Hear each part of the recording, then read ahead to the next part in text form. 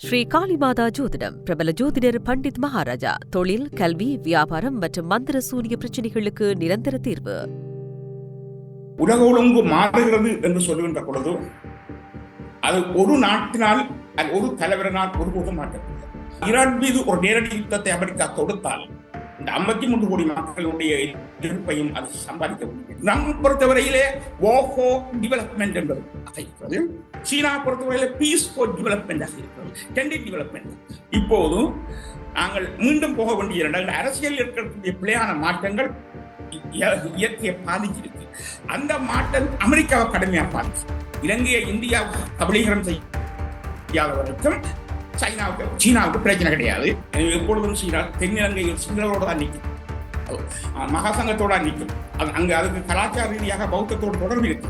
எனவே சீனா எப்பொழுதுமே இலங்கையை தனது ஜியோகிராபிக்கலா அண்ட நாடு உனக்கு எதிரி, அண்ட நாடு உனக்கு நண்பன். இப்போது நீங்க கிரீன்லாண்டையும் வெனிசுலாவையும் பேசுவதை விடவும், காசாவை பற்றி பேசுவதை விடவும் இலங்கையை பற்றி பேசும் காலம் மிக விரைவில் இலங்கை மிக முக்கியமான ஒரு புள்ளியாக மாறும். இந்தியா பின்வாங்கி போய் தானே பின்வாங்கி போயிட்டது.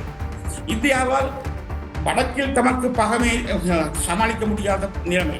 ஒன்று சீனா, அங்கால பாகிஸ்தான், இங்கால பங்களாதேஷ் பிரச்சனை, வடக்கு கிழக்கு மேற்கு மூன்றில் வந்து பிரச்சனை. இலங்கை தீவாக இருப்பதனால்தான் சிங்களவருக்கு பாதுகாப்பு, சிங்களவருக்கு அரசு, சிங்களவருக்கு பௌத்த மதம் பேணி பாதுகாக்கப்படுது. நான் மிகுந்த துணிவோடு தான் சொல்றேன். இந்த நாடு ஒரு நாள் இரண்டாக உடை. அதனை படைப்பு தொழில் புரிவதாக கூறப்படும் பிரம்மதேவனே ஆனாலும் இலங்கை தீவு இரண்டாக உடைவதை தடுக்க முடியாது. நகர்த்தப்படும் காய்கள், திரை மறைவில் நடக்கும் ரகசிய பீரங்கள், உலகத் தமிழர் அறிந்தேயாக வேண்டிய உண்மைகளை தேடி ஒரு உடறுப்பு.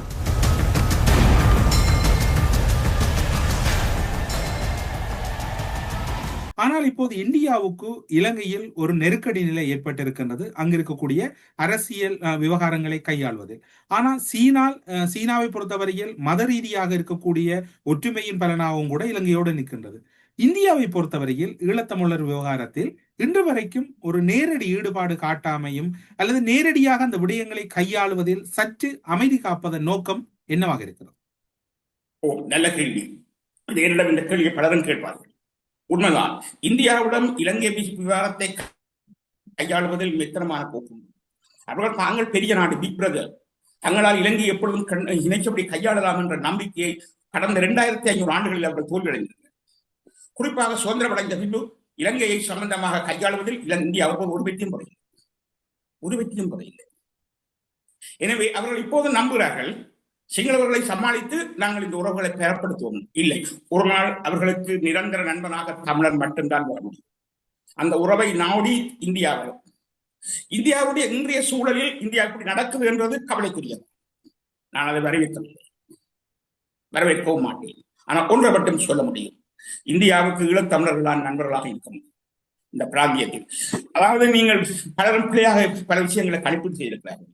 அமெரிக்காவுடைய விமானங்கள் கலாலிக்கு வந்து போன போது இந்தியாவும் பலகீனப்பட்டு விட்டது, எனவேதான் கலாலிக்கு இந்த விமானங்கள் வந்து போயின என்று சொல்லி இந்தியாவினுடைய பலத்தை மிகவும் கீழ்நிலைப்படுத்தி சொன்னார்கள். இல்லை, அப்படி இல்லை. ட்ரம்பனுடைய கோட்பாட்டில், அதாவது ஈஸ்ட் வெஸ்ட் கோட்பாடு ஒன்று வகுத்திருக்கிறார். அதுல அந்த ஈஸ்டில இந்தியாவை கொண்டு வச்சிருக்கிறேன். அந்த வச்சிருக்கிற போது புக்கெண்ட் என்கின்ற ஒரு பிளேஸை இந்தியாவை கொடுத்திருக்கிறேன். அதாவது அணை சுவராக இருப்பது. இந்த பிராந்தியத்தின் சமாதானத்துக்கு, உற்பத்திக்கும் பாதுகாப்புக்கும் இந்தியா ஒரு அணை சுவர் என்கின்ற கோட்பாட்டை கொண்டிருக்கிறேன். இந்த கோட்பாடு இப்போ அவருடைய நடைமுறையை பரிசீலனை அவருடைய எழுத்தில் வெளியிட்டிருக்கிறார்கள். புக்கெண்ட் என்று இந்தியாவை அவ்வாறு வெளியிட்டிருக்கின்ற இந்த இந்தியாவை அவர்கள் பாய்க்க மாட்டார். மற்ற ஸ்ட்ராட்டஜிக் ரிலேஷன்ஷிப் என்று சொல்லி அவர்களுடைய சொல்றாரு. அது உண்மையும் கூட. இந்தியாவோட வர்த்தக ரீதியான முரண்பாடுகள் ஏற்படும், அது பாக்கிய இங்க கூட்ட குறைக்க. ஆனால் ஸ்ட்ராட்டஜிக் ரிலேஷன்ஸ் என்று வந்த உடனே அந்த ஸ்ட்ராட்டஜிக் ரிலேஷன்ஸ் தான் முக்கியத்துவம் பெறும். அதாவது எந்த ஒரு உயிரும் பாதுகாப்புக்காகத்தான் முதலில் போராடும். ஒரு உயிருக்கு முன்னால் ஏராளமான உணவுப் பொருட்கள் இருக்கிறது வைத்துக் கொள்ளுங்கள், ஒரு சாதாரணமாக ஒரு சின்ன பிராணிக்கு முன்னால். ஆனால் அதனை அந்த சூழலில் ஒரு புலியோ சிங்கமோ அந்த பிராணியை பிராணியை அணுகினால் அது உணவை விட்டுட்டு பாதுகாப்புக்காக தப்பித்தான் போகும். பாதுகாப்பு தான் முதலாம். பாதுகாப்பு இல்லை என்றால் உலகத்தில் ஒன்றுமே கிடையாது. இந்த பின்னணியில் இலங்கை சம்பந்தமான விடயத்தில், பாதுகாப்பு கொள்கை சம்பந்தமான விடயத்தில் இந்தியாவுக்கும் அமெரிக்காவுக்கும் திட்டவட்டமாக நல்லுறவு இப்போது நிலவும். முரண்பாடுகள் இருக்கும். முரண்பாடு இல்லாமல் கணவன் மனைவியும் இல்லை, காதலும் இல்லை, தாய்ப்புள்ள உறவும் இல்லை. ஆனால் முரண்பாடுகள் தீரும். அது தீரக்கூடிய இடத்தில், அதாவது ஒரு காம்ப்ரமைஸ் எப்போது நிகழ்ந்தாகும். அது யுத்தத்துக்கு போராடும் அது நிகழ்ந்தாகும். அது அவையவைக்கு உரிய எல்லைகளை கொண்டும் ஒருபோதும் இந்தியாவுக்கும் அமெரிக்காவுக்கும் இடையில் இலங்கை சம்பந்தமாக பகைமை முரண்பாடு வராது. நீங்கள் இப்போது பகைமை முரண்பாடு வராது என்று கூறினாலும் கூட, அமெரிக்காவினுடைய C-130 விமானங்கள் பலலியில் மட்டும் தரையிறங்கவில்லை, திருவோணமலையில் தரையிறங்கி இருந்தது. அதே போன்று அனுராதபுரத்தில் தரையிறங்கி இருந்தது. அதே காலப்பகுதியில் அம்பாறை பகுதியிலும் அது தரையிறங்கி இருந்தது. அது பேரிடர் விமானமாக எடுத்துக்கொண்டாலும் கூட இதே ஒரு சூழ்நிலை, சீனாவை பின்தள்ளுவதற்கு இந்தியாவோடு அமெரிக்கா சில விடயங்களில் அரணாகவும் அல்லது தடுப்பணையாக பயன்படுத்தும் என்று கூறினாலும் கூட, இந்த இடத்தில் ஒரு திடீரென்று இந்த பிரவேசம் செய்தமையானது, நான் எங்கு வேண்டும் என்று சென்றாலும் நான் அங்கு சென்று வருவதற்கான முழு சுயாதீனம் அமெரிக்காவை பொறுத்தவரையில் இருக்கின்றது. அது ஆசியாவும் எனக்கு விதிவிலக்கல்ல, ஆப்பிரிக்காவும் விதிவிலக்கல்ல, ஐரோப்பாவும் விதிவிலக்கல்ல. நான் தான் உலகின் அதிபதி என்பதையும் அமெரிக்கா சொல்லி சென்றதாக கூறப்படுகிறது. அதில் நீங்கள் உடன்படுகிறீர்களா? இல்லை இல்லை அப்படி இல்லை என்கிறீர்கள். நீங்கள் சொல்வதை உடன்படுதல் மறுத்தல் என்ற அந்த வாதத்துக்கு நான் விட மாட்டேன். இதனை சரியாக பரிசீலித்த என்ற வாதத்துக்கு வருவது. அமெரிக்காவும் இந்தியாவும் ஒன்று சேராமல் இந்த லேண்டிங் ஒன்று நடந்திருக்கார். அதாவது சீனாவை இந்த பிராந்தியத்தில் துரத்த இந்தியாவால் தரிக்க முடியாது. அப்படியா? அம்பாந்தோட்டை பகுதியிலே 99 வருடங்களுக்கு அந்த துறைமுகத்தை குத்தகைக்கு கொடுக்கப்பட்ட போது இந்த இருவரும் எங்கள் கோமாவில் இருந்தார்கள், 2 நாடுகள். ஓ சரி, அது எல்லாவற்றுக்கும் ஒரு ஸ்டெப் இருக்கு.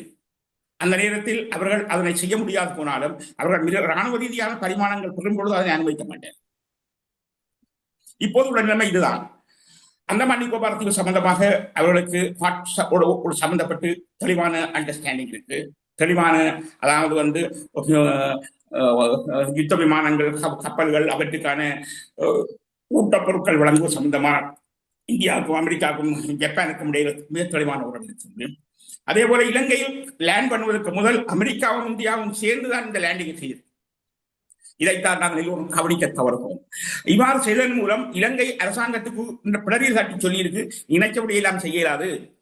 சரியான, நீங்க ராஜபக்ச குடும்பத்துக்கு பிறகு நீங்கள் இன்னும் கூட சீனாவோட நீங்கள் பெரும் காதல் உறவு கொள்ளலாம், நாங்கள் அதை விடமாட்டோம் என்று தட்டி சொல்லுகின்ற வகையில தான் இது நடந்திருக்கு. ஏனென்றால் இந்தியா தட்டி சொல்ல முற்பட்டால் இந்திய எதிர்ப்பு வாதம் சிங்கள மக்கள் மத்தியில் வலுவடைந்து இந்தியா தோல்வியடை.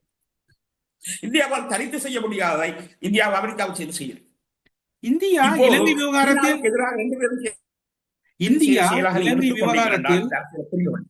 இந்தியா இலங்கை விவகாரத்தில் தொடர் தோல்விகளை தானே சந்தித்திருக்கின்றது. உங்களுக்கு ஞாபகம் இருக்கும், யுத்தம் இடம்பெற்று தமிழினம் அளிக்கப்பட்ட பின்னர் மஹிந்த ராஜபக்ச கூறினார், நாங்கள் 13ஆம் திருத்தச் சட்டத்துக்கு மேல் சென்று தமிழ் மக்களுக்கு அதிகாரத்தை வழங்குவோம் என்றார். மன்மோகன் சிங் குறிப்பிட்டார், நாங்கள் இலங்கை அரசுக்கு கடுமையான அழுத்தத்தை கொடுப்போம் என்றார். எதுவும் நடைபெறவில்லை. தொடர்ச்சியாக தென்னிலங்கை அரசுகள் இந்தியாவை ஏமாற்றி இருக்கின்றது என்றால், இப்போது இந்தியாவின் இயலாமை தான் அமெரிக்காவோடு சேர்ந்தாவது இலங்கையை கையகப்படுத்துவோம் என்று முயற்சி செய்கிறதா? நீங்கள் அப்படி சொல்லலாம். ஆனால் இதோட நான் கொஞ்சம் ஆழமாக சொல்லலாம். ஈழத்தமிழ் தலைவர்கள் தமிழ் மக்களை ஏமாற்ற கற்றுக் கொண்டதற்கு பதிலாக சிங்கள தலைவர்களை தோற்கடிப்பதில் இவர்கள் வெற்றி பெறவில்லை. எல்லா ஈழத்தமிழ் தலைவர்களையும் இன்று வரை இப்படி ஒருங்களே தந்தை செல்வநாயகம் சமஷ்டி கோரிக்கையை முன்வைத்தார் 49ஆம் ஆண்டு. அதை நாங்கள் எல்லோரும் ஆதரிக்கிறோம், இப்போ ஆதரிக்கிறோம். அவர் முன்வைத்த போது அன்றைய நிலையில் அது சரியானது. காங்கிரஸ் முன்வைத்திருந்த எஜிப்பனம்பலம் முன்வைத்திருந்த ஒற்றையாட்சியை நாங்கள் நிராகரித்தோம். சரி, இந்த தந்தை செல்வநாயகம் 49ஆம் ஆண்டு முன்வைத்த சமஷ்டி கோரிக்கையை 57ஆம் ஆண்டு பண்டார் நாயக்காவோடு செய்து கொண்ட ஒப்பந்தத்தின் போது பிராந்திய சபைகள் என்ற ஒரு அக்ரிமெண்ட்டுக்கு போனேன். பண்டார் செல்வா ஒப்பந்தம் சமஷ்டியாக கொடுத்தது, பிராந்திய சபைகளைத்தான் கொடுத்தது. வடக்கு கிழக்கு என்ற தாயகம் 3 தூண்டுகளாக பிளக்கப்பட்ட பிராந்தியங்களை பிரிப்பதுதான் பண்டார் செல்வா அக்ரிமெண்ட். அந்த அக்ரிமெண்ட்ல தந்தை செல்வா கையெழுத்திட்ட. இது மட்டும் போதாது. பிறகு 65ஆம் ஆண்டு டட்லிஸ் நாயக்காவோட ஒப்பந்தம் செய்ய போறேன். அதில் 7 மாவட்ட சபைகளாகத்தான் தந்தை செல்வா கையெழுத்திட்டார். வடக்கு கிழக்க பிரிச்சு, அதாவது சமஸ்தியை கைவிட்டு தான் மாவட்ட சபைக்கு போனார். சமஸ்தியை சும்மா சொல்லலாம், கைவிடையிலே தந்தை செல்வாண்ட பாக்கெட்டுகளை இருந்த சொல்லலாம். அப்படி இல்லை, எக்ரிமெண்டின் படி அது கைவிடப்பட்டது. எக்ரிமெண்டின் படி அது பிராந்திய சபைக்கு போயாச்சு, எக்ரிமெண்டின் படி மாவட்ட சபைக்கு போயாச்சு. இந்த தந்தை செல்வாவின் பாதையில் தான் பின்னாளில் மாவட்ட அபிவிருத்தி சபைக்கு சம்பந்தமான ஒப்பந்தம். தந்தை செல்வா ஆரம்பித்து வச்ச பாதையில் தான் அமிர்தலிங்கம், சிவசம்பரம் எல்லோரும் அவர்கள் மாவட்ட அபிவிருத்தி சபைக்கு போனார்கள். அந்த மாவட்ட அபிவிருத்தி சபைக்கு போனதை தமிழ் இளைஞர்கள், யாழ் பல்கலைக்கழக மாணவர்கள், ஆசிரியர்கள், பொதுமக்கள், கல்விமான்களை இருக்க தொடங்கினார். அது ஒரு கட்டம். இங்கு நீங்கள் பார்க்கலாம், எல்லோரும் தோல்வியைத்தான் கொடுத்தார்களே. ராமநாதன் தோல்வியைத்தான் கொடுத்தார், தந்தை செல்வாவும் தோல்வியைத்தான் கொடுத்தார்.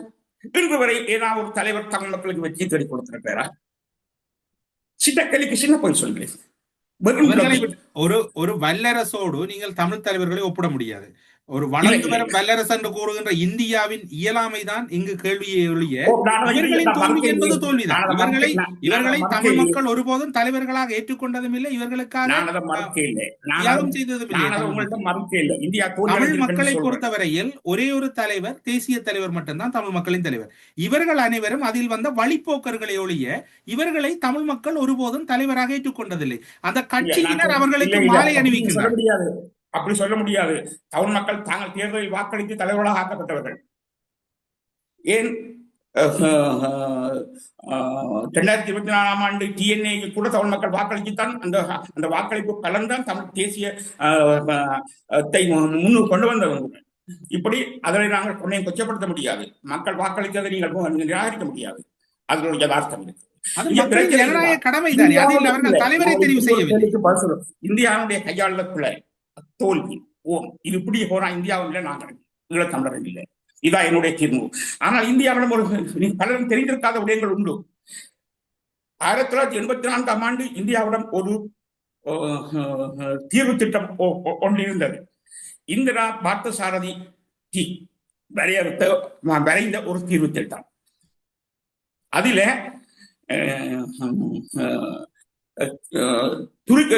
டர்க்கி கிரீக் சொல்யூஷன் என்கின்ற ஒரு முறை ஒன்று, சிஸ்டம் ஒன்றை அவர்கள் அமல்படுத்தப்பட்டார்கள். துருக்கியும் கிரீக்கும் சம்பந்தப்பட்ட வகையில அந்த பிராந்தியத்தில் ஒரு பீஸ் கொண்ட உருவாக்குறது இந்தியா ஒரு தீர்வு திட்டம் வரைந்திருந்தது. அந்த தீர்வு திட்டத்தின்படி இந்திய ராணுவம் இலங்கையில் 85ஆம் ஆண்டு முற்பகுதியில் லேண்ட் பண்ணுவதாக இருந்தது. அப்போது பலாலி, திருவோணமலை, பலாலியில ராணுவம், திருவோணமலையில கடற்படை, கட்டுநாயக்கால விமானப்படை. ஆனால் சிங்கள பகுதியில் ராணுவம் நடமாடுவதில்லை. இந்த கிரீக் டர்க்கி சொல்யூஷன் ஏற்கனவே நடைமுறையில் இருக்கு. இன்றைக்கு கிரேக்கர்கள் சைப்ரஸில் வாழ்கின்ற கிரேக்கர்கள் ஒடுக்கப்பட்ட போது துருக்கி தன்னுடைய ராணுவத்தை அனுப்பி அங்கு அந்த 74ஆம் ஆண்டு அந்த பிரதேசத்தை 2ஆக பிரித்தது. இன்றும் துருக்கிய ராணுவம் அங்க இருக்குது. அது துருக்கி அட்மினிஸ்ட்ரேட்டட் ஏரியா என்று சொல்லப்படுகிறது. தன்னாலும் சொல்லி நேட்டோக்குள்ள இருக்கு. துருக்கியும் சைப்ரஸ் நேட்டோக்குள்ள இருக்கு, கிரேக்கம் நேட்டோக்குள்ள இருக்கு. பிரிக்க முடியாது, பிரிக்க இல்லை. இன்றைக்கும் இருக்கு. இதே சிஸ்டத்துல இலங்கையில சோவியத் யூனியன் ஆதரவோட திட்டத்தை அமல்படுத்தலாம் என்று இந்திரா காந்தி அங்கு பிரதமராக இருந்த முயற்சித்த காலத்தில் தான் அக்டோபர் மாதம் 84ஆம் ஆண்டு கொல்லப்படுகிறார். இந்த இப்படித்தான் நிகழ்ந்து முடிந்தது. இந்தியாவிடம் ஆரம்பத்தில் ஒரு சரியான அவர்கள் அந்த காலத்தில் அவர்கள் தலைவராக தெரிவு செய்ய இருந்தது அமரலிங்கம் தான். படையராக்கி அமரலிங்கத்தை வடகிழக்கு தலைவராக்கி தெற்கு சமஸ்தியை ஏற்றுக்கொள்ளும் போது அதை வாபஸ் பண்ணுவது என்கிற திட்டம் தான் இருந்தது. சரியா? அப்போ இயக்கங்களை ஆதரிப்பதன் நிலை இயக்கங்களை பரிஷ்காரராக மாற்றுவது, இப்படிப்பட்ட ஒரு திட்டம் இருந்தது. ஏன்னா இந்தியாவிடம் இப்படி இந்த திட்டத்தை அன்றைய நிலையில் தமிழ் மக்கள் ஏற்றுக்கொண்டிருந்திருப்பார்கள். நான் தற்கொலை செய்யலாம் வரையில் அன்று சமஸ்தி என்று சொல்லி இந்திய ராணுவத்தின் மேற்பார்வைகளை கொடுத்து அமரலிங்கம் தலைவராக வந்திருந்திருந்தால் ஏற்றுக்கொண்டிருப்பார்கள். இது ஒரு அன்றைய காலத்தில் காணப்பட்ட ஒரு சூழல். இப்போது இந்தியா பின்வாங்கி போய் தானே பின்வாங்கி போயிட்டது. இந்தியாவால் வடக்கில் தமக்கு பகமை சமாளிக்க முடியாத நிலைமை. ஒன்று சீனா, அங்கால பாகிஸ்தான், இங்கால பங்களாதேஷ் கூட கூட்ட பிரச்சனை, வடக்கு கிழக்கு தெற்கு, வடக்கு கிழக்கு மேற்கு மூன்றில் நமக்கு பிரச்சனை. தெற்கேயும் இந்தியா இழந்தால் ஒன்றும் செய்ய முடியாது. எனவே இந்தியா ஒரு கட்டத்தில், நான் என்னுடைய விருப்பத்தின் அடிப்படை ஒன்றுமே சொல்லினேன், ஒரு கட்டத்தில் இந்தியாவால் ஈழத்தமிழர் பக்கம் திரும்பாமல் தன்னை பாதுகாக்கும். அவ்வாறு பாதுகாத்தால் நீங்கள் கடுமையான ஒரு வசனம் உங்களுக்கு சொல்ல விரும்புகிறேன். இலங்கை தீவாக இருப்பதால் இலங்கையில் பாதுகாப்போம். தீவுதான் இலங்கையை, இந்த பாக்கு நீரில்தான் இலங்கையை ஒரு தீவாக்கியது. பாக்கு நீரில்தான் இலங்கையை ஒரு அரசாக்கியது. பாக்கு நீரில்தான் இலங்கை ஒரு நாடாக வைத்திருக்கிறது. இந்த பாக்கு நீரினை உள்ளால் தான் ஈழத்தமிழ் போராட்டமும் வளர்ந்தது. பாக்கு நீரினை இழந்த பின்பு போராட்டமும் இழக்கப்பட்டு விட்டது. இந்த ரெண்டுமே நாங்கள் புரிந்து கொள்ள தவறக்கூடாது.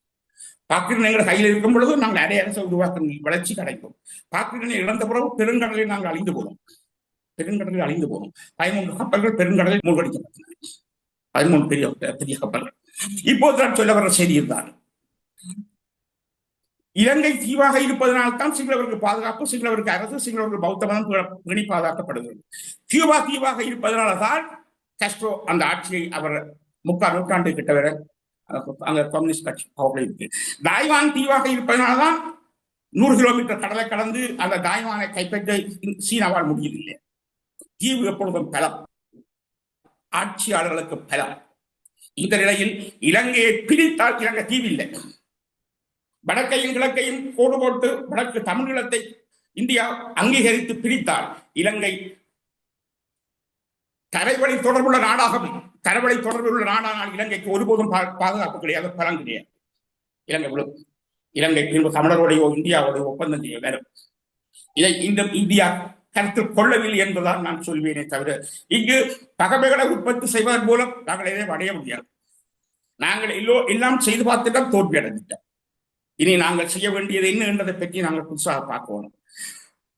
தோல்வியடைந்த பாதைகளை நாங்கள் கையில் எடுத்தோமானால் மீண்டும் தோற்போம். பதிலாக வெற்றிக்கான பாதையை தேட வேண்டும். தோல்வியடைந்த பாதைகளை மட்டும் நாங்கள் போற்றி கையில் தோளில் சுமப்போமானால் வெற்றிக்கான பாதையை தேடுவதை முற்றிலும் இழப்போம். எனவே இப்போ வெற்றிக்கான பாதையை தேடுவதற்கான காலம் இது. உலக ஒழுங்கு குழம்பு ஏற்பட்டிருக்கிற போது எங்களுக்கு சாதகமாக இந்த சாதகமான சூழலை நாங்கள் கல்டிவேட் பண்ண, அதை பயன்படுத்த எங்களுக்கு கொஞ்சம் புத்தி வேணும். எங்களுக்கு ராஜதந்திர ரீதியான அணுகுமுறைகள் வேணும். ஒருவேளை இந்த சொற்களை யாரும் நக்கலாக சொல்லக்கூடும். இல்லை, நான் யாரிடமும் விலை போகாத ஒருவர். என்னை யாரும் விலைக்கு வாங்க முடியாது. நான் மிகுந்த துணிவோடு தான் சொல்றேன். இந்த நாடு ஒரு நாள் 2ஆக உடையும். அதனை படைப்பு தொழில் புரிவதாக கூறப்படும் பிரம்மதேவனே ஆனாலும் இலங்கை தீவு 2ஆக உடைவதை தடுக்க முடியாது. எனவே நாங்கள் இப்பொழுது வெறும் சிறு புத்திகளினால் நாங்கள் எல்லாவற்றையும் உடைய பார்க்கிறோம். கைவிட்டு யதார்த்தத்தை டேபிள்ல போடுவோம். யதார்த்தத்தை, அதாவது சமஷ்டி கேட்கிற இந்த ஒரு கட்சியினாலாவது இன்று இலங்கையில் ஒரு சார் நிலத்தையாவது பெற முடியுமா? சிவநாயம் பெற இல்லை, அந்தரியம் பெற இல்லை, சம்பந்தம் பெற இல்லை, அதையாவது பெற முடியுமா? ஒரு சார் ஒன்றும் பெற முடியாது. காட்டுங்க பெறலாம்ன்றது காரணம், பெறலாம்ன்றதுக்கான வேறு திட்டத்தை காட்டுங்கிற நம்புவோம். ஒன்றையும் முதலும் பெற முடியாது. நீங்க சமஷ்டியும் பெற மாட்டீங்க, மாவட்ட சபையும் பெற மாட்டீங்க. உங்கள் திருவதற்கு ஈட்ட வழி சர்வதேச அரசியலை செல்வதை கையாளுவது, உள்நாட்டில் ஐக்கியத்தை பேணுவது. தமிழர்கள் மத்தியில் ஐக்கியப்பட தவறினால் எதிரிகளின் காலடியில் விழ வேண்டும். எங்கள் ஒரு பிள்ளையான கலாச்சாரம் வளர்ந்திருக்கிறது. ஒருவன் எதிர்த்தா எல்லாம் சேர்ந்து எதிர்த்து நாங்கள் அதில் குளிர்காயும். எதிர்ப்பு அரசியல் ஒன்றும் செய்யாது. மாறாக கன்ஸ்ட்ரக்டிவாக அரசியலை நாங்கள் பார்க்க வேண்டும். இப்போது எங்களுடைய தேவை இதுதான். சிங்கம் 2 தடவைகள் தோல்வியடையும் தனது வியூகத்தை 3ஆவது தடவை மாற்றி வைத்துக் கொள்ளும். நாங்களும் எங்களுடைய கடந்த கால 200 ஆண்டு கால வியூகங்களை மாற்றி வைக்க வேண்டும். 200 ஆண்டுகள் அடைஞ்ச தோல்விகளிலிருந்து புதிய பாடத்தை கற்றுக்கொள்ள வேண்டும். ஒன்றை கவனத்தில் கொள்ளுங்கள். ஒரு தலைவரும் தமிழருக்கு வெற்றியை தேடிக் கொடுக்கவில்லை. மாறாக இன்று மூளை முடக்கு, தெருக்கள், திண்ணைகள், வீடுகள், வாசல்கள் முழுவதும் இராணுவமயம். மண்ணை இழந்தோம், கடலை இழந்தோம், காட்டை இழந்தோம். ஒருவராவது நீங்கள் பாக்கிரணி அரசியலை பற்றி பேசுவதை நீங்க கேட்டிருக்கிறீங்களா? அதான் முக்கியமானது. எங்கள் தலைவர்களாயினும் சரி, எங்களுடைய அறிஞர்களாயினும் சரி, பாக்கிரணி அரசியலை பற்றி பேசுவதே இல்லையே. பாக்கிரணி இழந்தோம். பாக்கிரணை இருந்ததனால் தான் நாங்கள் போராட்டத்தை வளர்த்தெடுத்தோம். பாக்கினை இழந்ததனால் தான் போராட்டத்தில் அழிந்தோம். ஆம், எங்களுடைய நிறைவு நேரம் வந்துவிட்டது. ஆனால் நீங்கள் ஒரு முக்கியமான விடயத்தை கேட்டிருந்தீர்கள். நீங்கள் ஒரு பெரியவர், தமிழ் தேசிய அரசியலில் ஒரு பலருக்கும் ஒரு குருவாகவும் ஆசானாகவும் இருக்கக்கூடியவர். இப்போது இந்த பாக்கு நீர்ணை அரசியல் பற்றி தமிழ் அரசியல் தலைவர்கள் பேசுவதில்லை என்று கூறினீர்கள். அந்த வினாவை நான் உங்களிடம் கேட்க கூடாது என்கின்ற ஒரு பிடிவாதத்தோடு தான் இந்த செவ்விக்கு வந்திருந்தேன். காரணம் என்னவென்று சொன்னால், சில்லடையான தெருப்பொறுக்கிகளாக தங்களுடைய நாளாந்த செயற்பாடுகளை மாற்றியிருக்கக்கூடிய அரசியல்வாதிகள் தொடர்பில் ஒரு பெருமதியான மனிதரிடம் அந்த பெருமதியான நேரத்தில் பெருமதியான விடைகளை எடுக்க வேண்டும் என்ற நிலைப்பாட்டோடு தான் நான் வினாக்களை முன்வைத்தேனே ஒழிய, இந்த அரசியல்வாதிகள் தொடர்பில் கேள்விகளை கேட்டு அந்த நேரத்தை வீண்விரயம் செய்வதை நான் தவிர்த்திருந்தேன். ஏனென்று சொன்னால், அவர்கள் அத்தனை பேரையும் நீங்கள் கூறினீர்கள் அரசியல் தலைவராக பார்ப்பதில்லை என்று. நான் அவர்களை அரசியல்வாதிகளாகவே பார்ப்பதில்லை. காரணம் என்னவென்று சொன்னால், பாலர் பாடசாலை மாணவர்கள் போல் அவர்கள் இப்போது கதிரைக்கும் பதவிக்கும் அவர்களுக்கு இன்னொரு செயற்பாடுகளுக்கும் அலைந்து திரியும் ஒரு என்ன சொல்வது, பாலர் பாடசாலை மாணவர்களுக்கு கூட தகுதியில்லாத நிலத்தில் இருக்கக்கூடிய தமிழ் தேசிய அரசியல்வாதிகளை பற்றி நான் உங்களிடம் வினாக்களை தவிர்த்திருந்தேன். மிகவும் பெருமதியான நேரத்தில் பல விடயங்களை நேர்களோடு பகிர்ந்து கொண்டிருந்தீர்கள். இனி வரப்போகின்ற நாட்களிலும் உங்களோடு தொடர்ந்து செவ்வி காணலாம் என்கின்ற எதிர்பார்ப்போடு இன்றைய ஊடறுப்பு நிகழ்ச்சியில் கலந்து கொண்டு மிகவும் ஆவேசமான கருத்துக்கள், முரண்பாடு ஏற்பட்ட போதும் கூட அதனை மிகவும் லாபகமாக கையாண்டு ஒரு நடுநிலையான கருத்துக்களை முன்வைத்தமைக்காக ஊடறுப்பு நிகழ்ச்சியின் சார்பில் நன்றிகளோடு விடைபெற்றுக் கொள்கிறோம். நன்றி, வணக்கம். நன்றி, வணக்கம். நேயர்களுக்கும் வணக்கம். ஸ்ரீ காளிமாதா ஜோதிடம் பிரபல ஜோதிடர் பண்டித் மகாராஜா. தொழில், கல்வி, வியாபாரம் மற்றும் மந்திர சூனிய பிரச்சனைகளுக்கு நிரந்தர தீர்வு.